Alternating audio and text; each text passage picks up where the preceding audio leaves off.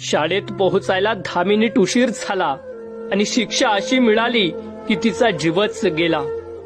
13 वर्षांची काजल आता कधीच दार उघडून आई म्हणून आवाज देणार नाही।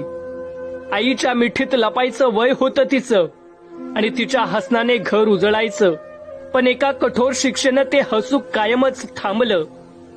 काजल गौड सातिवली कुवरापाडा हनुमंत विद्यालयात शिकत होती।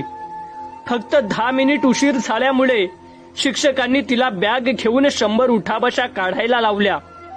छोटीशी मुलगी आणि तिच्या पाठीत रक्त साचायला लागलं। तिची तब्येत खालावत गेली।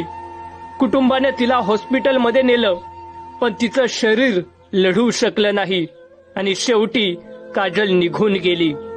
आईचं खुशीतलं उबदार स्वप्न तुटलं, वडिलांच्या खांद्यावरचं ओझं वाढलं आणि घरातलं हसू क्षणात शांत झालं।